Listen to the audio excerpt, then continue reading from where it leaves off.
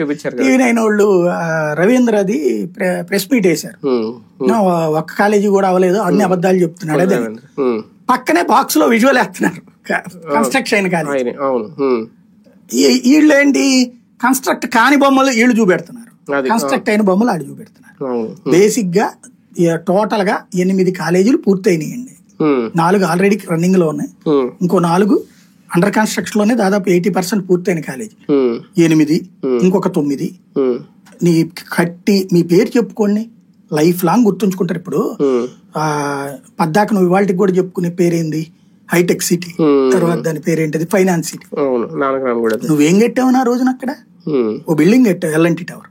మిగతాదంతా కట్టింది ఎవరు? రాజశేఖర రెడ్డి కదా. పివి ఫ్లై ఎవరు అవన్నీ. ఆ తర్వాత వచ్చిన రోసయ్య, కిరణ్ కుమార్ రెడ్డి, కేసీఆర్. చెప్పుకుంటున్నావు నువ్వు అది పేరు. ఇప్పుడు ఇది పూర్తి చేస్తే నీ పేరే వస్తుందిగా.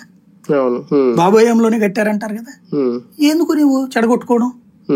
పైగా పీపీపీ ప్రైవేట్ వాడు అన్న ఈ పేరు చెప్తాడే బాబు గారి వాళ్ళు. ఇప్పుడు విజయవాడ సిద్ధార్థ కాలేజీని తీసుకుని ఆ రోజుల్లో ఎన్టీ రామారావు గారు హెల్త్ యూనివర్సిటీ పెట్టారు.